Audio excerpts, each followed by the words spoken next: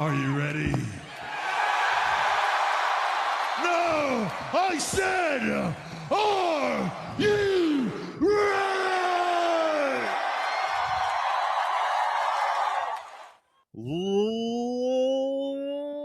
Ladies and gentlemen, boys and girls, children of all ages, Heavyweight Commentary proudly brings to you the podcast champions of the world. It's my main man, Mr. Br33zy, and I'm your boy, Big K-Dogg, and we are the Heavyweight Commentary. Ooh, man, Big K-Dogg.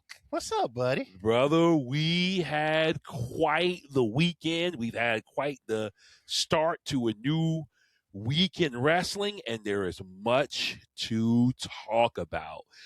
Major question is, where you want to begin?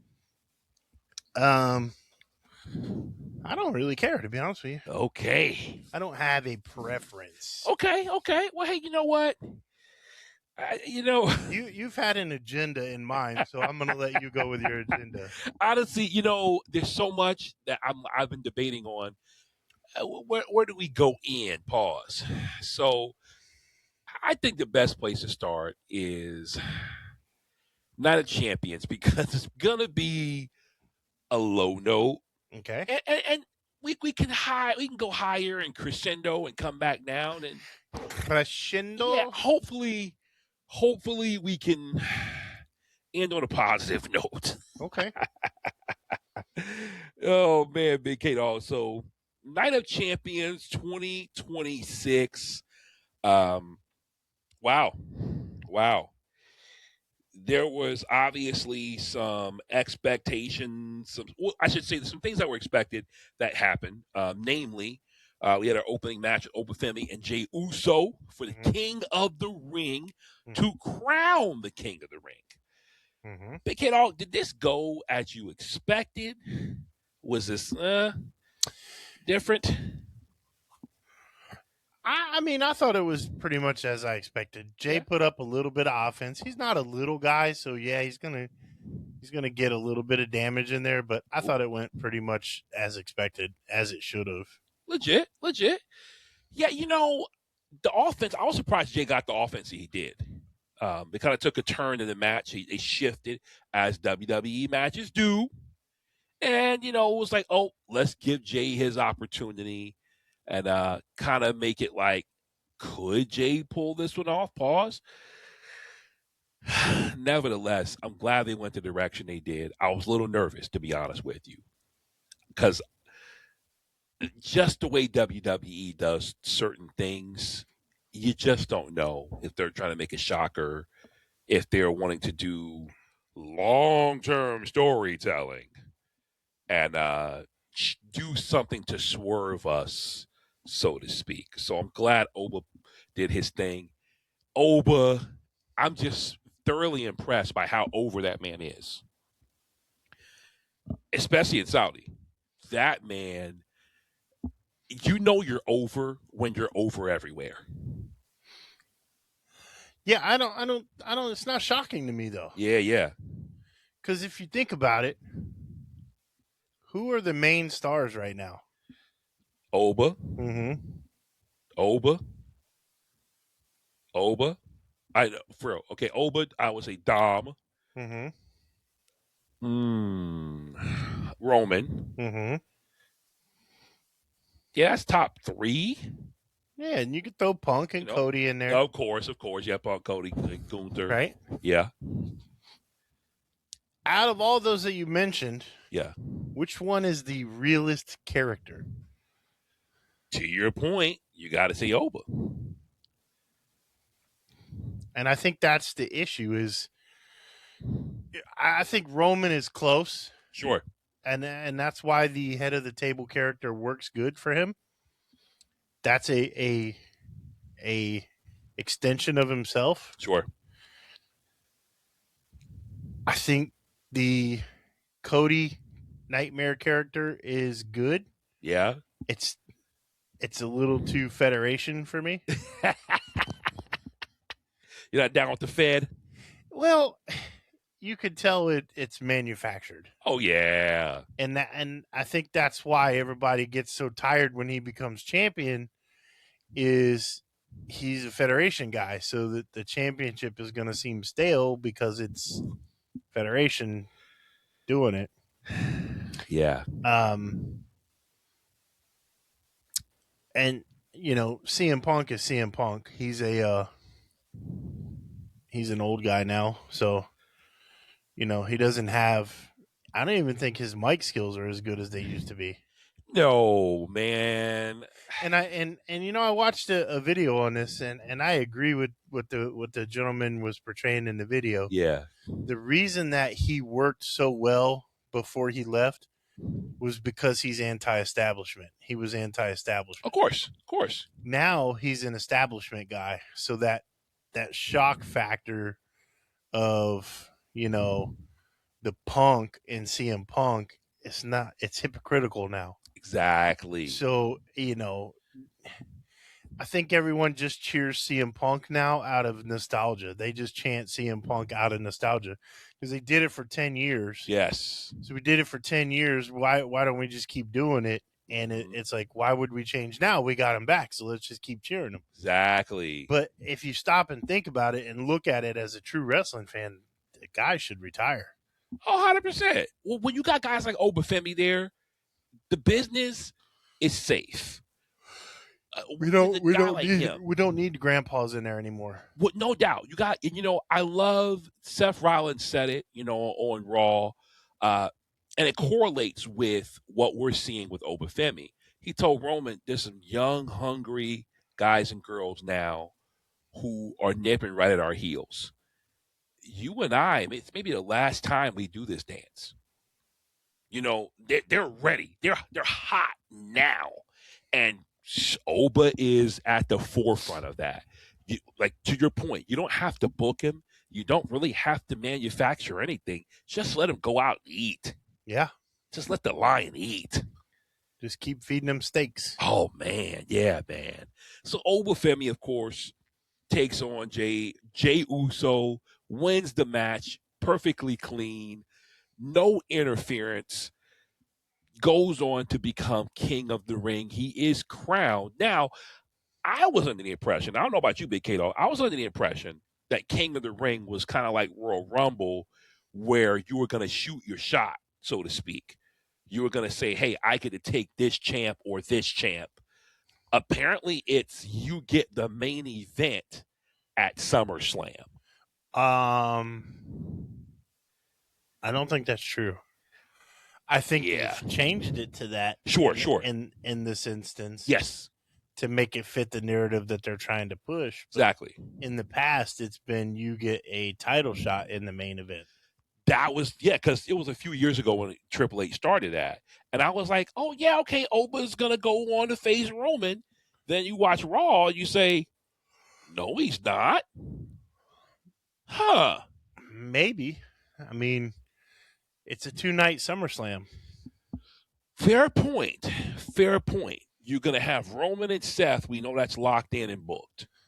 Yeah, so why don't you have Roman and Seth night 1 and Oba and Brock night 1 and then have the winners face night 2?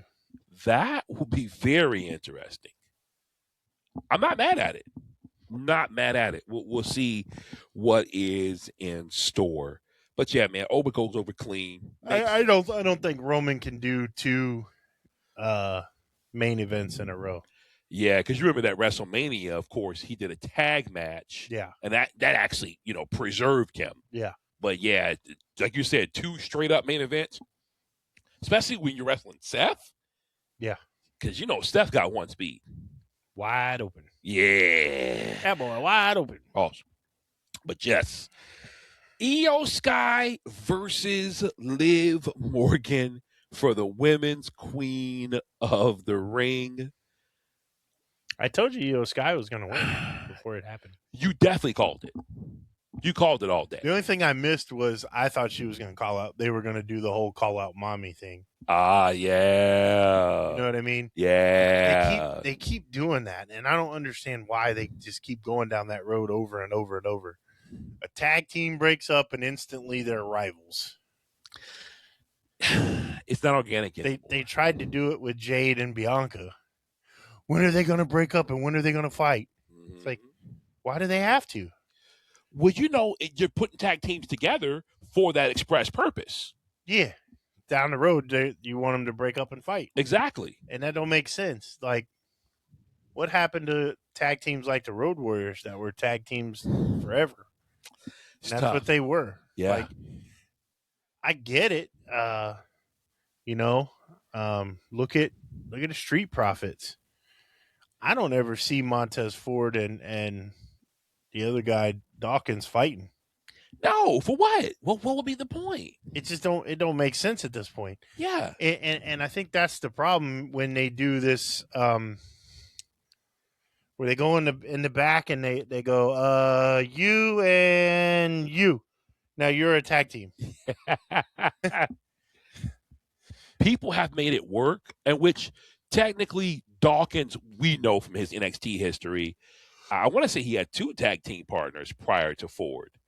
I do remember specifically it was, Angelo Dawkins. Was he with Ty Dillinger? I only ever remember him being with Montez Ford. Yeah, it was Angelo Dawkins. I only remember him being Street Profits, even in NXT. Yeah, it was a whole different setup in NXT, and then they put him and Ford together, and it was money, pure money. I'm gonna have to go back in the archives, but yeah, definitely Angelo Dawkins. He had a previous partner, but sometimes the pairing just works. But when they try to manufacture the Shawn Michaels, Mario Jannetty situation, you're like, come on, dude. Don't do that. Nevertheless, EO.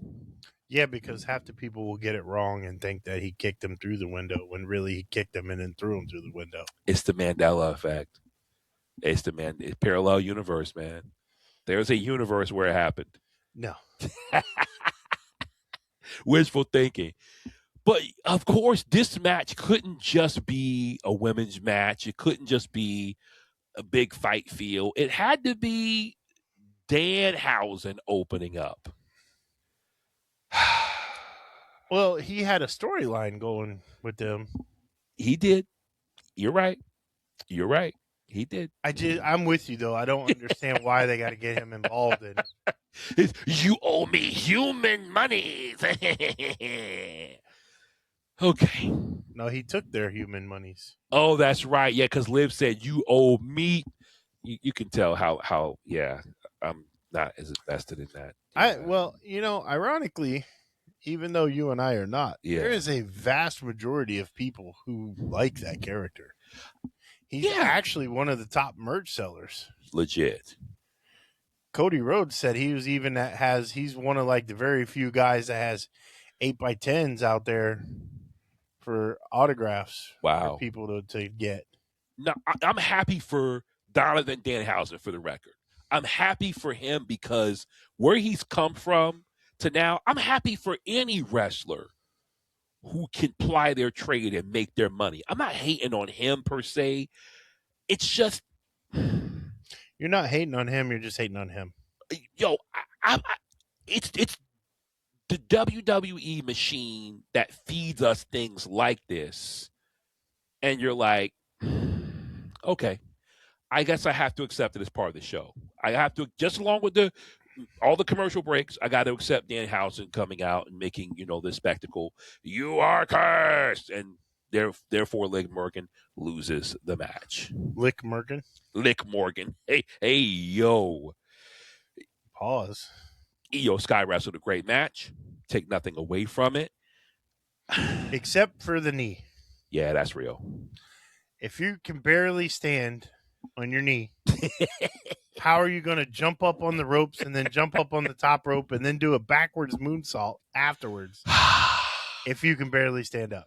Big K-Dogg, they're superstars. Regular stars can't do that. Regular athletes. These are superstars. Yeah, superstar these nuts. That's my only issue with that match. And it's a big, glaring, gigantic issue. And it's common in a WWE match. It was on LFG. The kid on LFG did it. And Terry Taylor told him, he's like, you're selling this leg is hurt, and then you're running across the ring doing moves. He's like, how is your leg hurt if you're running across the ring? But and kudos to Terry Taylor for doing that. The sad thing is, when he moves up the roster, they're gonna applaud him for that very thing. It just that's a beef of mine. It's just like, I don't want to see that, man. Like, if your leg is hurt, you shouldn't be doing backflips. Big kiddo, we got to tap into your exercise science background. And I think we need to have a segment where you kind of analyze some of these injuries, like Stevie Richards, so to speak, and address some of these things to where what could be happening with the knee, the inner workings. The stuff that they're talking about is totally not. So let's just establish that right away. Legit. Now, I will say, and because I have done this, I was awaiting my first knee surgery. Yeah. And the trainer told me, we can give you a shot in your knee and you can go out and compete in nationals, or we can have surgery right now. I said, what are the chances of me hurting it worse? He's like, what does it matter? They're already going in there. I said, give me the shot. Mm-hmm. And I did not compete for a month and a half leading up to nationals because I couldn't push on that knee. But I'll be doggone if I didn't go out there in nationals and compete. Now, did I hit numbers that I normally hit? Absolutely not. Sure. Was I able to compete? Yes. Wow. Did it hurt? 1,000%. Wow. But I wasn't jumping around. And it wasn't that you hurt the knee and you just persevered. Sort of. I mean, like literally, the thing about it is it's my left knee. I'm right-handed, so when you throw, everything posts off that left knee. Yeah. So all the force goes into that left knee to give you the ability to throw and move and push. So every time I did it, it hurt. And there were times where I wanted to go in the corner and cry because it hurt so damn. Sure. But I'm just saying, it's not like if you have quote unquote knee damage where your knee is unstable to where you can't put weight on it, you're not going to jump on it. Recently I hurt my knee doing jumping kicks and jumping stuff that I don't normally do. I felt what they call jumper's knee for the first time, really understanding what that is. That jump, man, you don't want to jump. And your body says, dude, if you jump, this is going to hurt. I don't see the jumping like a cat to the top rope. I don't see it. Here's what I would have been impressed if she did. If she used one leg and hopped up there with one leg and was standing on the top of one leg and jumped off. Because at a 6 foot, roughly 6 foot height difference, you should be able to still flip off of one leg. Sure. Because you could take that hurt leg and get momentum and make yourself flip. Sure.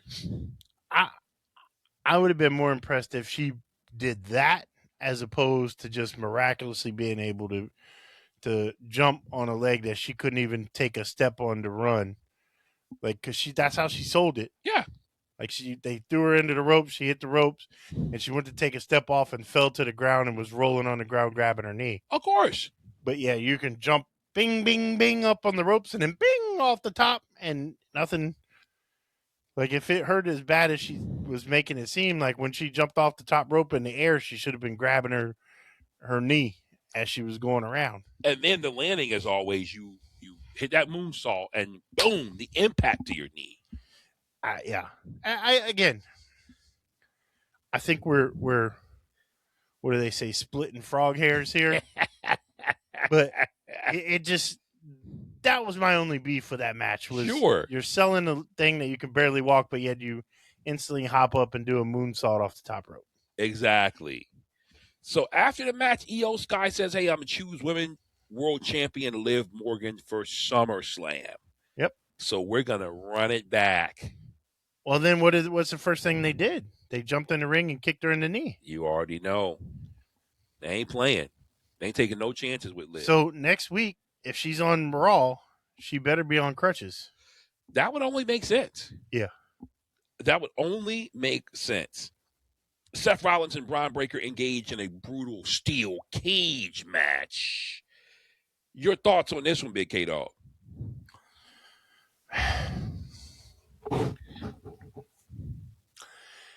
I don't know what, and we used to ask this question back in NXT. Yeah.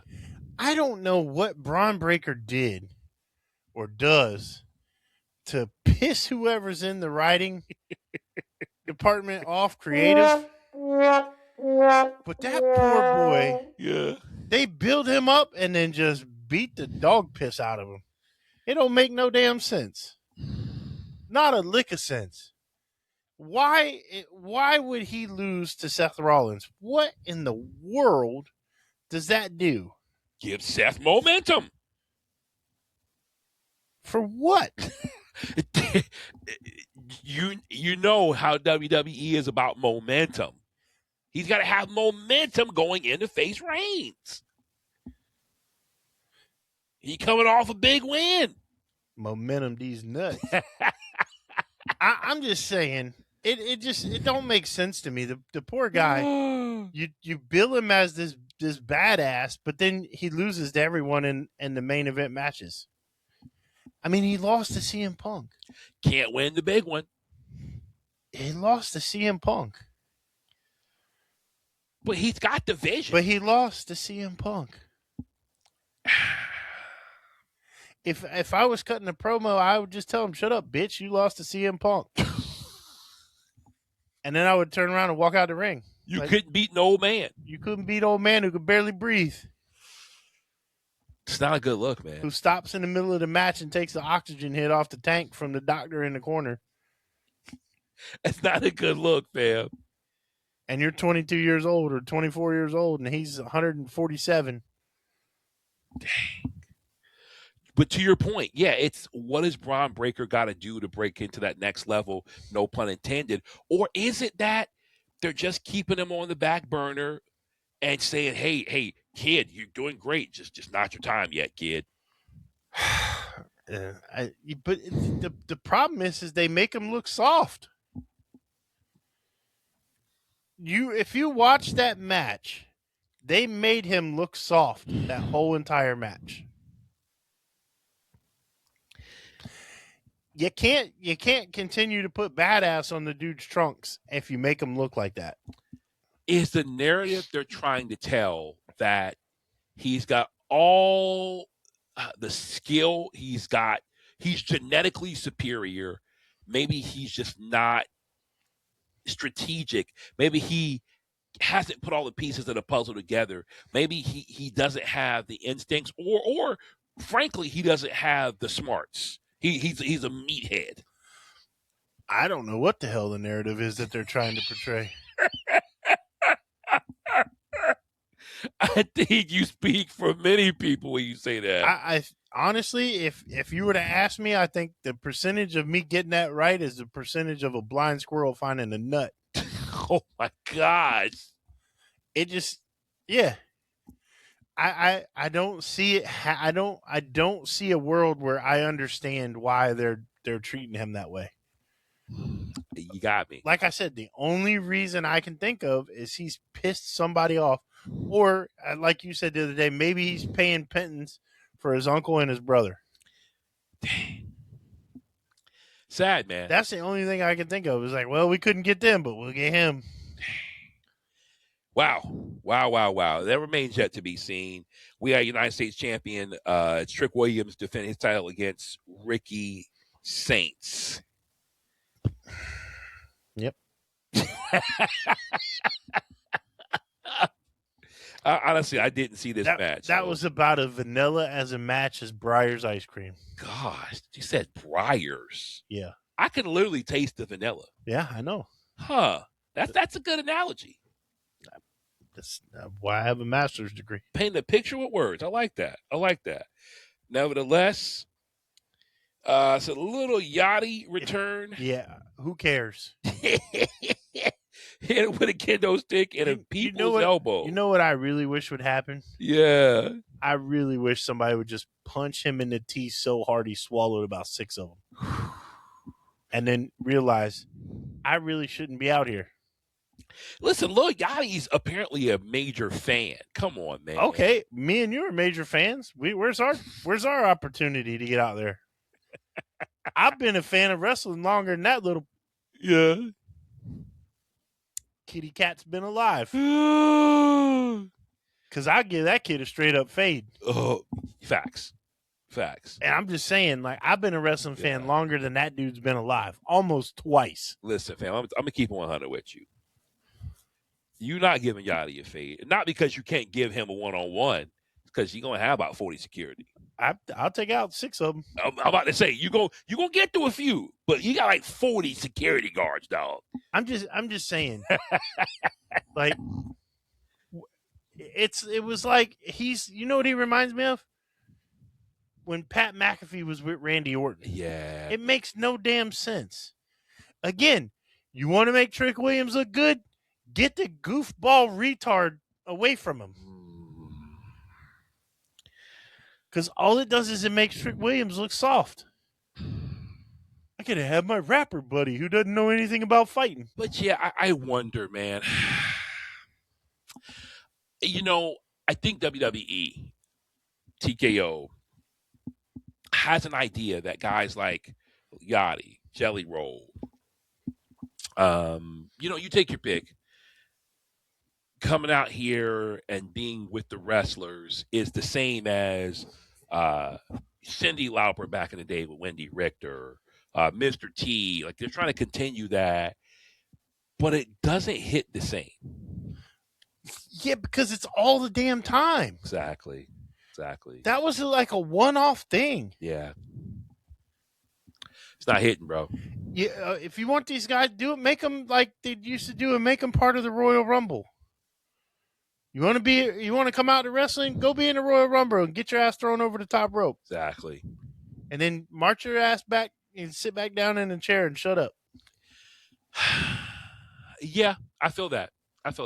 Yes, it's tough, man. It's a tough situation for wrestling when you do that. But then again, we're not talking about a wrestling company. We're talking about TKO.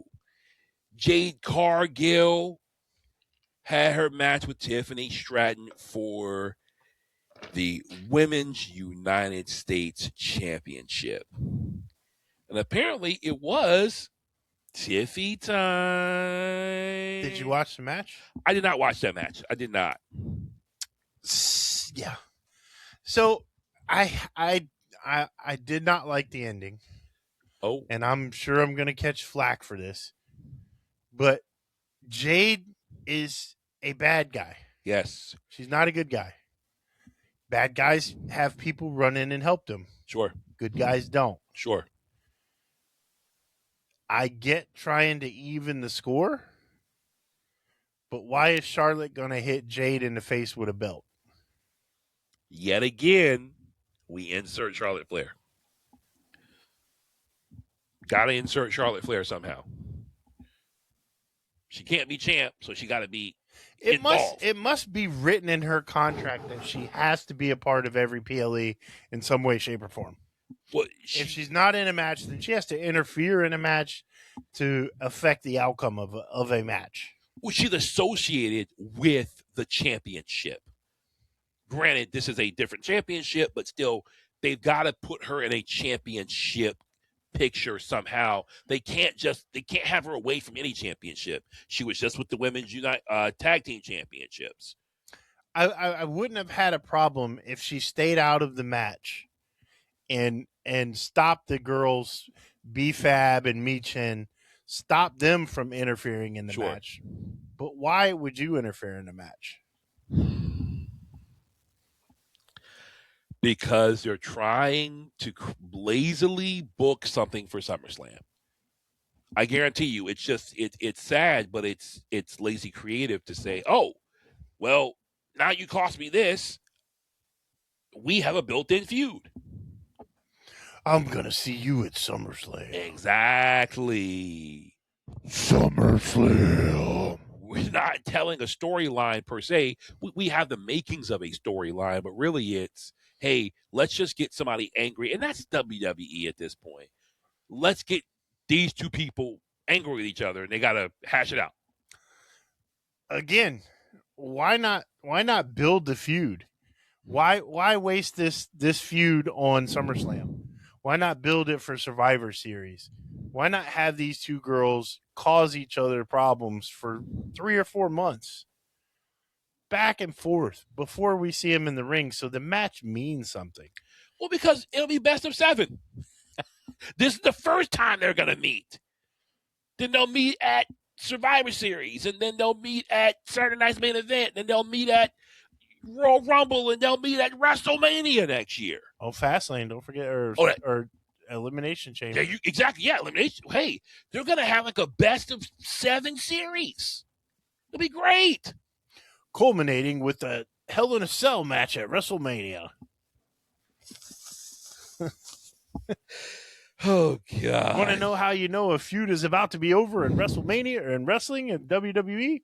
Hell in a Cell match. The end all of all feuds. How do you end a feud? Put them in a Hell in a Cell match. Reminds me of Teddy Long saying, it's going to be a tag team match, player. Hey, you want to end that feud? It's going to be a Hell in a Cell match, player. Hold on now, player. We're going to put you and Ryback and Hornswoggle, and we're going to take Billy Kidman, and we're going to get Roddy Piper, and all of y'all going to be in a tag team match. Like, Teddy Long, the numbers don't add up. It's a tag team match, player. Make it work. Exactly. Brilliant booking. Finally, there was the undisputed WWE Championship match, Cody Rhodes versus Sami Zayn versus Gunta. I will be doggone if they didn't literally phone it in and tell us the whole story was about Sami. This entire match, I watched the match and I'm like, from start to finish, it's, oh, Sami gonna get it. Sami gonna get it. I'm like, y'all are really seriously making this a Cinderella story, making this center around one individual. It didn't even feel to me like anybody else was in danger. Nobody else had a chance. Yeah. It was, oh, is the title going to change hands to Gunta? Nope. Is Cody going to retain? I had no indication of that. It was, is Sami going to do it? I think it would have meant something more if it wasn't in Saudi. 1,000%. And what do I mean by that? Sami's a Muslim. Come on. Got to make them Saudis happy so they keep giving us that oil money. Hey, man. It is what it is. It is what it is. Hey, you say whatever you want in the comments. I do not care. Sami Zayn won that title to appease the Saudi princes and whoever was paying the bill over there. You know, just like they used to dust Mansoor off every time we went to Saudi. My guy, I was in the shower this morning, and I'm like, I'll be doggone if he's not the new Mansoor. Yeah. Because you think about it. It was always, you never saw Mansoor until they went to Riyadh. Yep. And all of a sudden, Mansoor, the hometown hero. But then guess what? Why do you need Mansoor when you've got a guy, which for marketing purposes is brilliant? He speaks the language. He appeals to the crowd. And you can market him in any other market. Yep.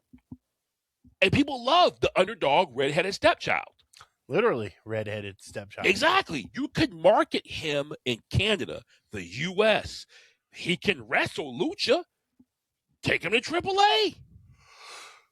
You can market the guy everywhere, and you can appeal to Saudi. It's brilliant. I'm not mad at, we talked about this earlier offline. I'm not mad at Sami Zayn.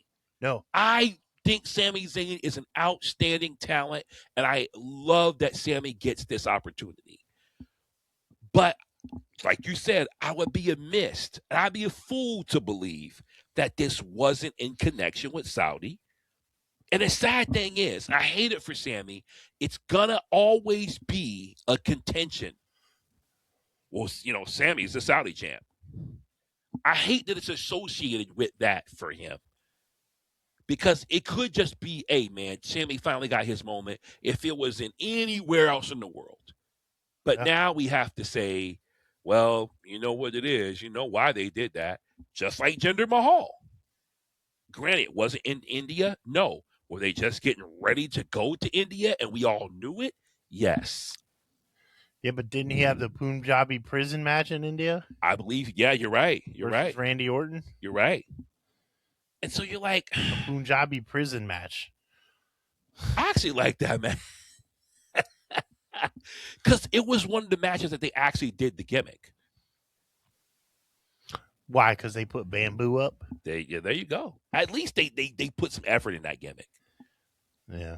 Versus the Brooklyn street fight, because they're in Brooklyn.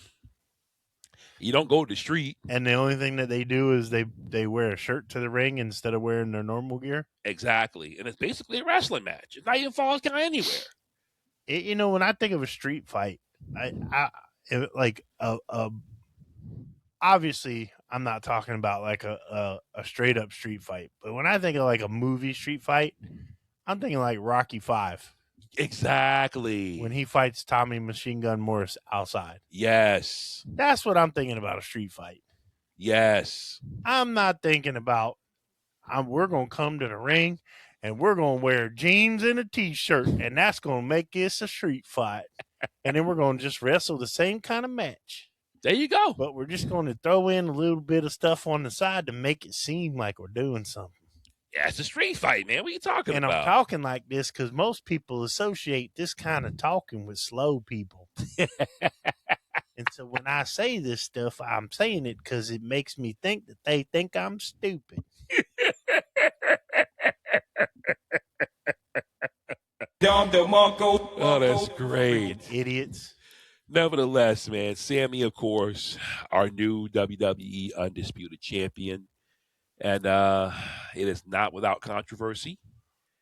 I'm curious to see what they do long-term, Big K-Dogg. I'm curious. Transition champion. Yeah, I think that at this point, it seems that they're going to feed him to Oba Femi. Or will Cody win it back? Will Brock Lesnar insert himself into the picture? And Oba Femi win the title from Brock Lesnar?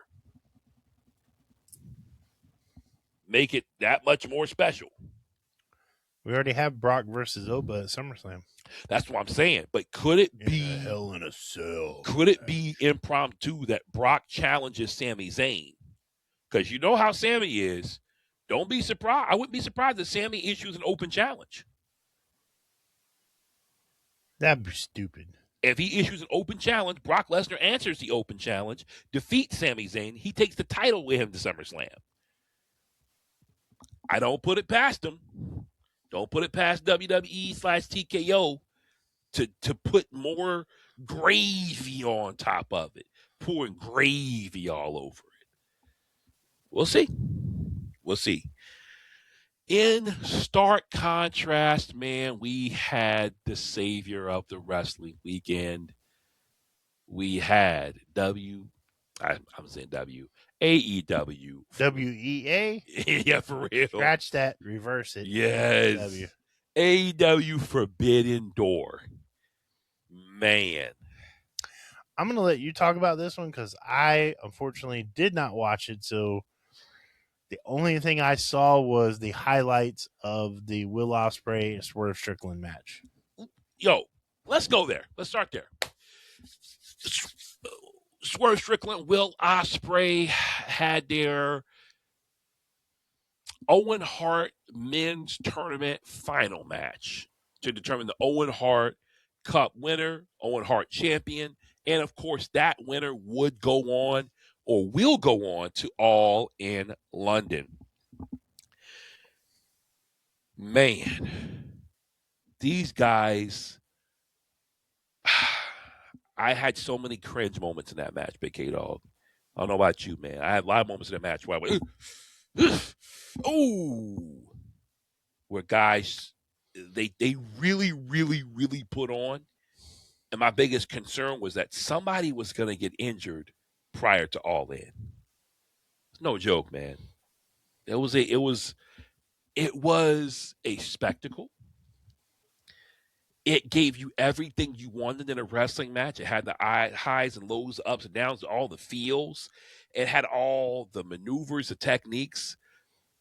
But I think what AEW did successfully well, Big K-Dogg, and I'm very impressed with, is how they told the story of Will Ospreay and the Death Riders. And how they played that story out through this match to where Swerve Strickland, credible threat, tries to take out the neck of Will Ospreay, the very Achilles heel, so to speak. You know, something I will say this. Yeah. I've watched Will Ospreay for quite a few years now. Come on. That dude is always fighting a neck injury. You ain't lying. So a continuation in storyline is great because he's always had neck issues. Always. As long as I can remember. Always. And my man, Swerve, worked him like a full-time job. Pause. Yeah. He put his 40 hours in, and he tried to get benefits on top of that. Pause. But the fact that he attacked the neck, and then at some point, Will Ospreay being cheered on by the Death Riders, John Moxley, everybody's at ringside saying, "Come on, Will." And then you have this moment where Swerve hits the house call, and you're like, bro, this is the final house call. And Will Ospreay shakes it off, and he's like, I don't think so. And my man's persevering and saying, this is my time. This is my rifle. There are many like it, but this one is mine. That moment, man, was priceless. That was the Rocky moment, bro. And loved it. Loved how it all played out. And I'm happy to see Will Ospreay as the Owen Hart men's champion going on to All in London to face MJF for the AEW World title. The build, I think, is what it's all about. And AEW has built this star, this feud. They've done an exceptional job. Exceptional job. But, what did you take away from the highlights?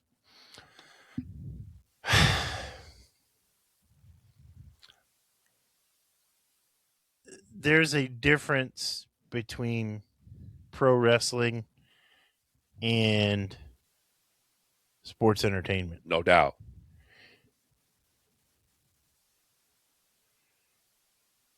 No doubt.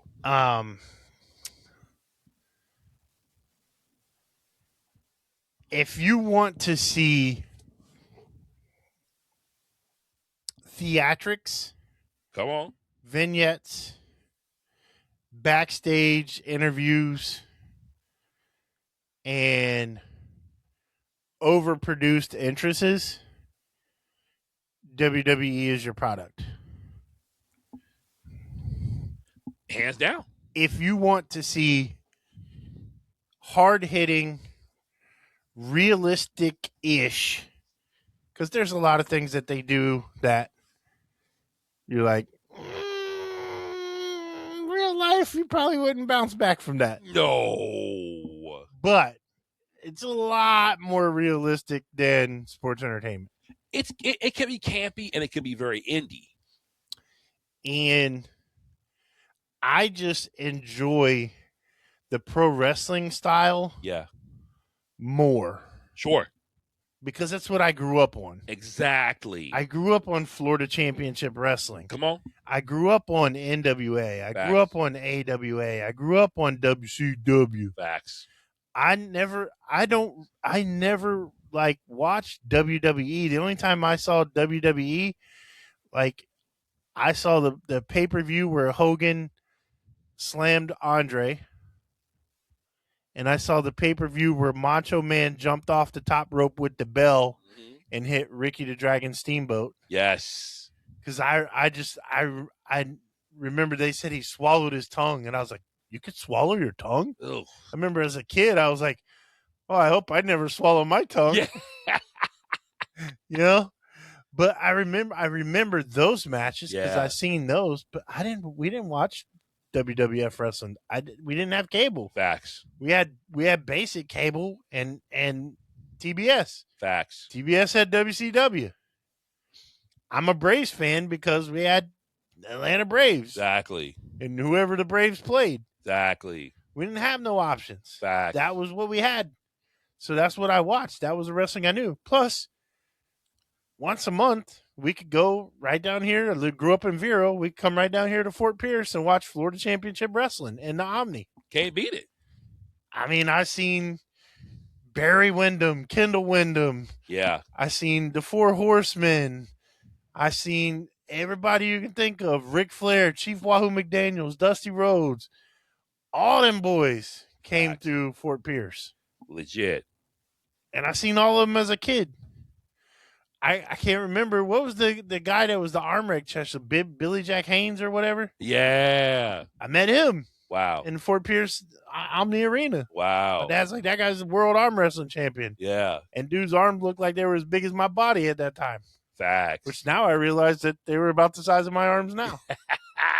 But I'm just saying, like, as a kid, that's what I grew up watching. Like, I grew up watching guys get busted open in a steel cage match. Like, Sure. if you got hit, if your head got thrown into the steel cage more than once, you were busted open. You were bleeding. Facts. There wasn't this, I can hit you 47 times in the head with a chain, a chair, and steel, and you're just miraculously, nothing ever happens. Slam you on a bed, attack, slam you every which way, hit you in the head with a toolbox. Yeah, I mean, You don't bleed. it just the style of wrestling is different. Yes. So, to me, I prefer the AEW style of wrestling. Yes. Now, I know I say that, and then I said, well, I didn't watch it. I honestly thought it was this weekend. Oh, dude, legit, my saving grace was I was watching something totally unrelated on Prime, and then it popped up, AEW Forbidden Door, buy-in, 7 o'clock. I was like, is that tonight? I thought for sure. I said, no, there's no way it's not the same weekend as WWE. Yeah. And then I'm like, oh, shoot. I didn't know, or I would have definitely would have rented it, Dude. and so, but I prefer that style of wrestling. Now, why do we talk so much about WWE? Come on. Because that's what you guys like. Come on. Very few people that we talk to want to talk about AEW. A lot of people don't know. A lot of people honestly do not know. All we get is questions about WWE. So what content do we have to consume the most to be able to talk to you guys? WWE. WWE. Y'all here to see WWE. But no, to your point, Big K-Dogg, watching AEW Forbidden Door reminded me of what I loved about the WCW Cruiserweight division. That's when I really, really fell in love with pro wrestling. Yeah. Because I knew that there was a style for me. And when I saw these guys doing their thing, Dean Malenko, Chris Benoit, guys like Alex Wright, of course, all the original luchadors from WCW, Rey Mysterio, Juventud Guerrero, La Parca, all those guys, Psychosis, I was like, this is it. How about when they came out with the Wandeers? Oh, my gosh. And they were the LWO? Dude, the original LWO was hilarious. Yeah. Hilarious. They had Wandeers. Yes. That was great. That to me was like, oh my gosh, there is wrestling. And when they put that hour or whatever it was, 30 minutes, whatever they gave the time for the luchadors, I was like, dude, this is brilliant. Because you actually saw guys really handling business. Pause. Incredible. That's what it took me back to. Kenny Omega, Zack Sabre Jr. was a great example of that. Love the pacing. These guys They put on, man, Zack Sabre Jr. being billed as the greatest technical wrestler in the world. Kenny Omega being billed as the greatest wrestler in the world. These guys definitely took it to the limit. Took it to the limit. Kenny Omega, man, Zack Sabre Jr., hopefully he's okay. Kenny Omega hit that man with about 11 V triggers. I'm like, dang, brother, stop pulling the V trigger. But nevertheless, after all those knees, it was the 1, 2, 3. Jon Moxley, Bandito, another strong match. Really? I wouldn't have thought that would have been a good match. Yeah, you know what it is that I've come to respect Moxley's style. You know, he wasn't always my cup of tea, but now I like that he brings something unique, and he brings more of a tough man style. It's kind of really throws you back to the wrestling your grandparents used to watch, where he's coming out saying, hey, look, I'm going to wrestle you. I can ground and pound, pause. I can submit. I can do all these things. But really, it's more about just hurting you. And he's just a guy who's like, just that guy who comes in like the circus. You know, he's going to come in and be that strong man, the tough man.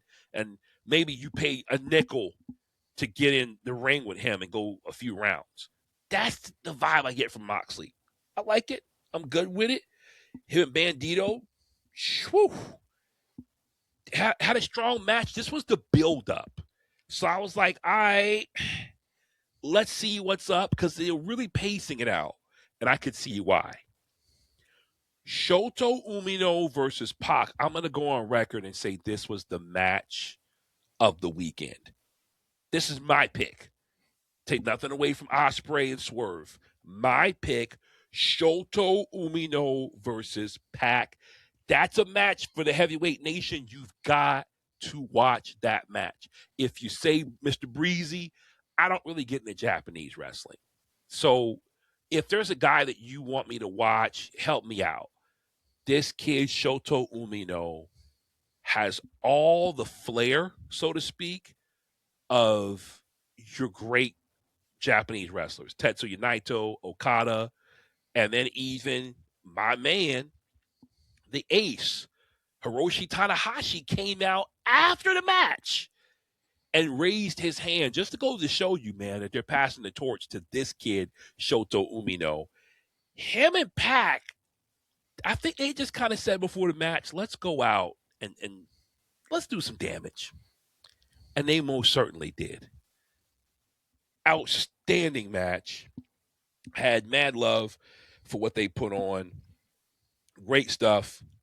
Tekla versus Starlight Kid. Love the theme of Stardom versus AEW, and Tekla ultimately getting over on Stardom, defeating Starlight Kid.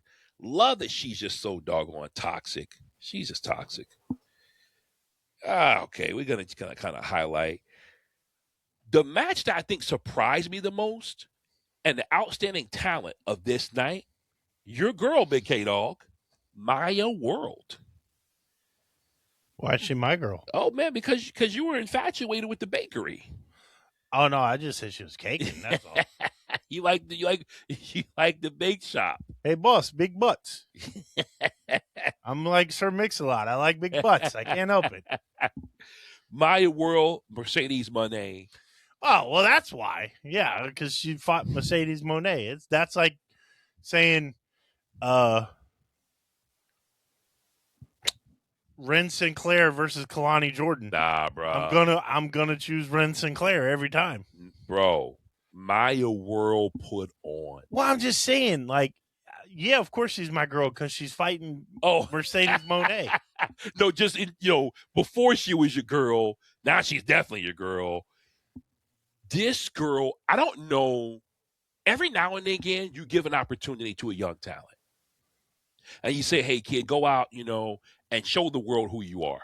Show the world. She put on like this was her first and last opportunity.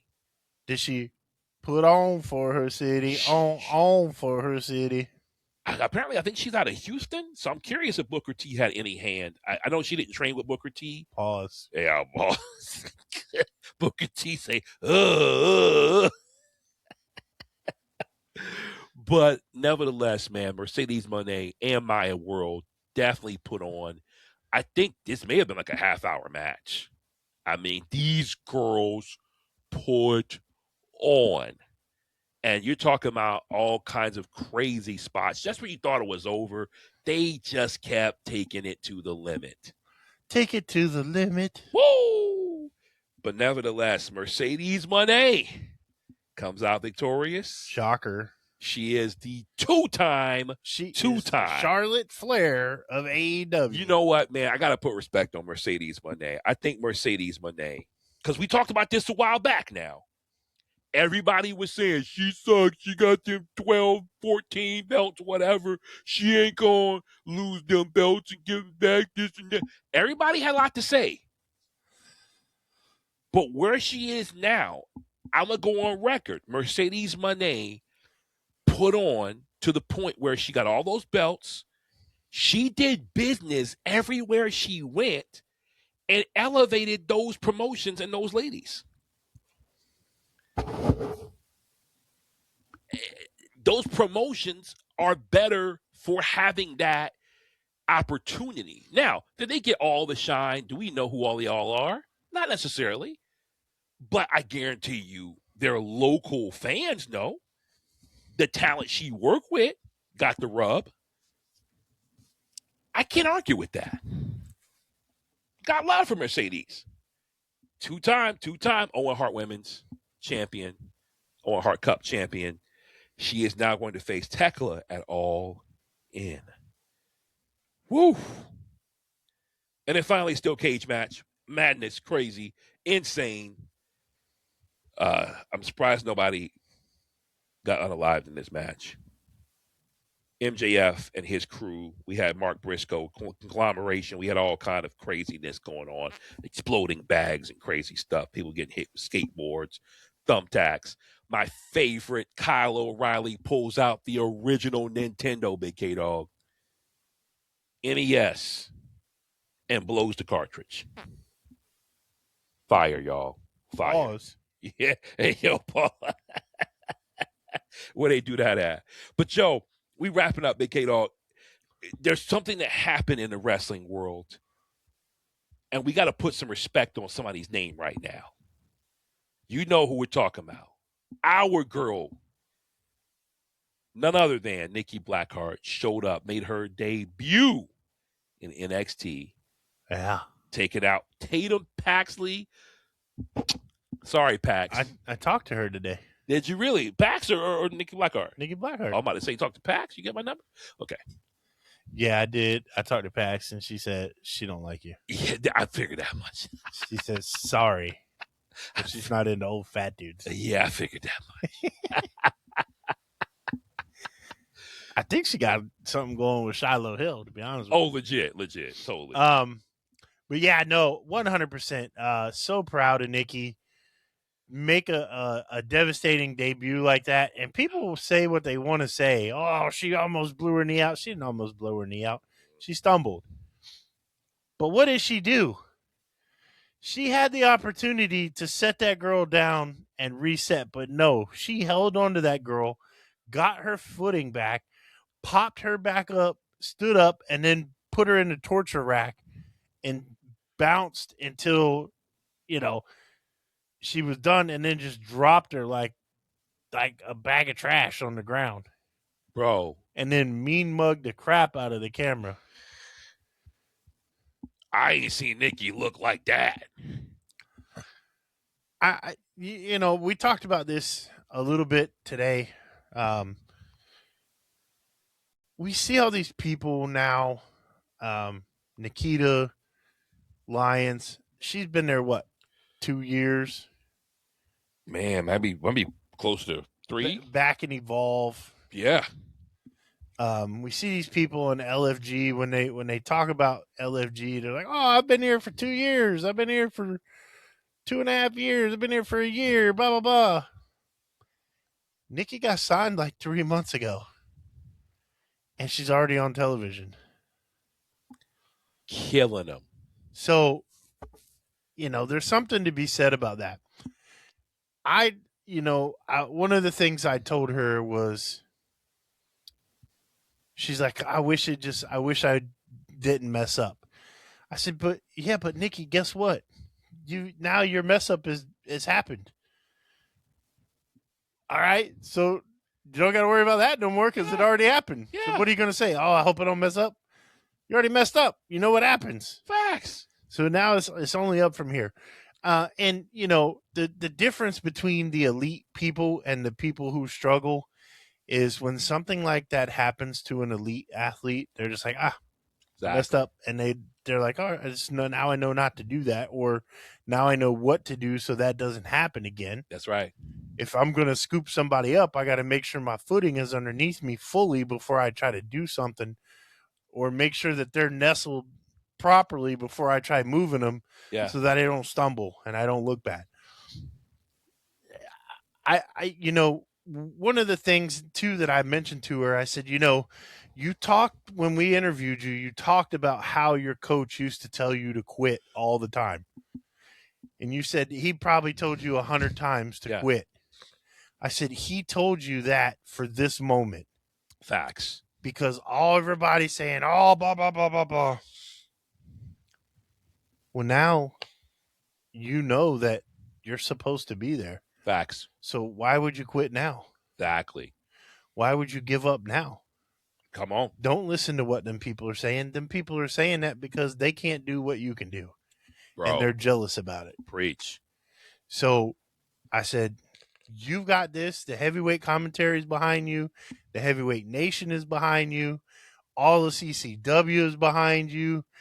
You are not in this alone. You've got a support system like you wouldn't believe. Exactly. And so I just tried to be really encouraging to her. Just first thing I said to her was, congratulations on your debut. Yeah. It was awesome. Heavyweight commentary is rooting for you. Come on. But yeah, and then I just, fed her some positivity. And I said, listen, anytime you need some positivity, shoot me a message and say, man, I'm struggling. And I will gaslight you, or I'll gas you up like crazy. You know what I'm saying?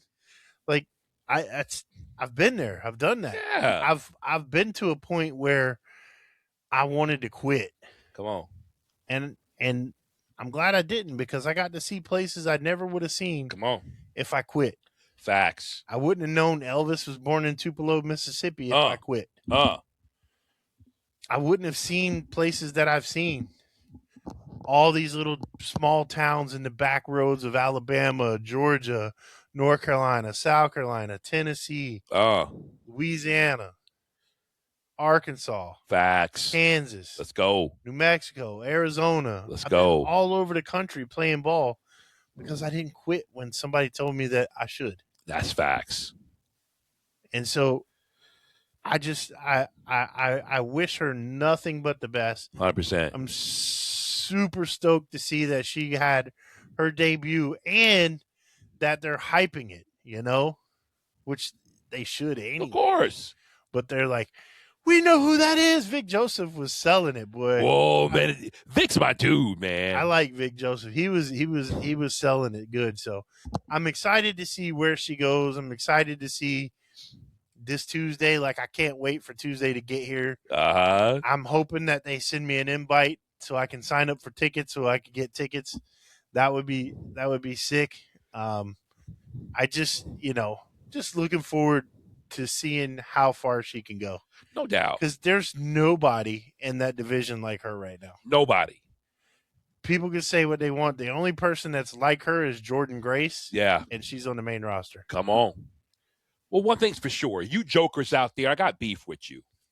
Because a lot of y'all have never, and I can tell, you never been in a physical altercation in your life. You know how I know? Because if you've ever been in any altercation, you rarely stay on 2 feet. Oh, yes, I'm talking to you. She stumbled, she about blew her knee out. Have you ever, any hood fight, any street fight, UFC, I don't care what it is, 2 combatants rarely stay on 2 feet planted. You ever seen Brother Scrap? What happens? Oh, whoa! I don't care if you got, you name it, boxer slip. This is what happens in an altercation. I actually kind of like that at points in time because when you see it happen, it actually adds a layer of realism. Because if you really get it in, and if you know, there are slips in a real fight, y'all. And we're not talking about the things under skirts. I'm saying there are slips. And if you don't know that, if you're, I can't believe she slipped, you pick up somebody who's, I don't know, let's say Tatum Paxley's all of 145. Who knows? I don't know what she weigh. But still, some of y'all, let's be honest, you can't put 45 on the bar on your back. Let's be honest. You know what I'm saying? You ain't squatting. That's 135, so that's not far off from 140. No, I mean the bar. Oh. I don't mean no weights. I mean you can't put. I thought you said a 45. No, I'm not giving them that credit. You can't put a 45-pound bar and squat. So don't tell me you could take Tatum Paxley and if it was me, no, you cap. Stop it. Half of y'all, you take your girl right now. Some of y'all, you really be hurting. But get your girl up, pick her up, and throw up in that torture rack, see what happened. A lot of y'all couldn't do it. Most of y'all couldn't do it. Better yet, just go touch grass. I'm saying. So get off my girl. Get off our girl, Nikki Blackheart, with that. Because it's nonsense. I'm going to digress on that. Nevertheless, congratulations, Nikki. Great debut. I hate that you beat up Pax, but I guess it has to be. So it's all good. Much love to the Heavyweight Nation, y'all. Make sure you check out Heavyweight Commentary online everywhere at Heavyweight Commentary. Thanks for showing us love on YouTube. Keep boosting that up. Keep the algorithm going. We're seeing new subscribers all the time. You guys are making it happen. Hey, keep running it up, guys. Running up those likes, running up those views. Let's make it happen. HeavyweightShop.com, where you can get Heavyweight Commentary merch. Support the Heavyweight Commentary. Buy a sticker. I don't care what you get. Just get something. All right? Love, peace, and chicken grease. And if you don't follow, like, and subscribe, Danhausen's going to curse you. Stay heavy.